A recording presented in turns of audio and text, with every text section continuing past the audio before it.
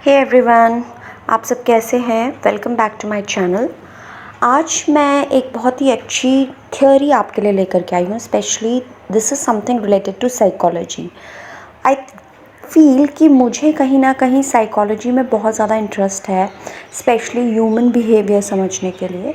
So I keep on reading such kinds of articles and I keep on researching about it. तो आज मैं आपको एक ऐसी थ्योरी के बारे में बताऊंगी जिसका नाम है सिलेक्टिव परसेप्शन। सिलेक्टिव परसेप्शन हम सभी इंसानों में होता है। अगर मैं सिलेक्टिव परसेप्शन के बारे में आपको बताऊं तो ये एक ऐसा प्रोसेस होता है जिसमें हर इंसान वही चीज़ परसीव करता है जो वो समझता है वो राइट है। ठीक है, जो उनके बिलीव्स होते हैं वो उसी तरीके से चीज़ों को देखता है, यानी कि आप कह सकते हैं एक तरीके से नज़रिया। जैसे कि परसेप्शन मेनली क्या होता है, हमारे पास्ट एक्सपीरियंसेस से होता है। फॉर एग्जांपल, जैसे अगर आपको कोई हमें बचपन से सिखाया गया है कि smoking is a bad habit, right.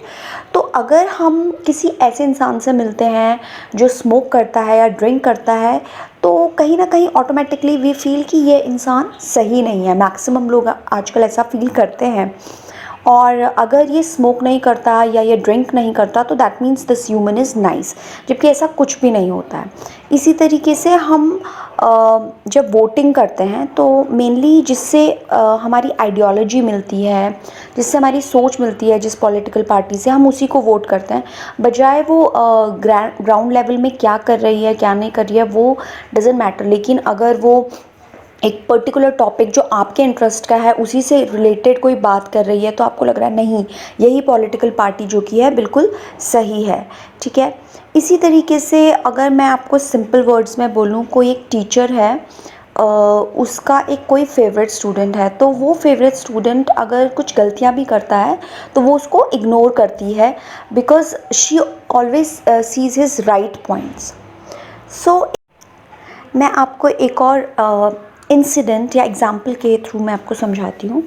जैसे फॉर एग्ज़ाम्पल एक रिलेशनशिप है, आपने देखा होगा आपके कई सारे फ्रेंड्स होंगे, आपके आसपास होंगे या आप खुद भी होंगे। तो आप एक रिलेशनशिप में जो कि बहुत ही टॉक्सिक सी है, जो सही नहीं है।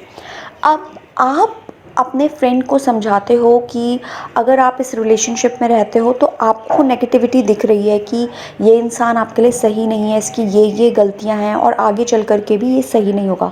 लेकिन जो आपका फ्रेंड है वो अगर उस इंसान से प्यार करता है तो वो उसकी नेगेटिविटी जानते हुए भी उस चीज़ को इग्नोर करता है। वो एक्सेप्ट ही नहीं कर पाता है उस चीज़ को, because he doesn't want to see that thing, right. जो गलतियां हैं, तो इसको हम एक तरीके से बोल सकते हैं it is completely selective perception. ठीक है, वो भले ही बाद में एक क्लियर पिक्चर आ जाती है, सब कुछ सामने सच सच आ जाता है, लेकिन जब तक ऐसी सिचुएशन नहीं आती है कि वो कम्प्लीटली ट्रिगर हो चुका है या कम्प्लीटली उसके सामने पूरी क्लियर पिक्चर आ गई है, तब तक वो सिलेक्टिव परसेप्शन मोड में ही रहता है।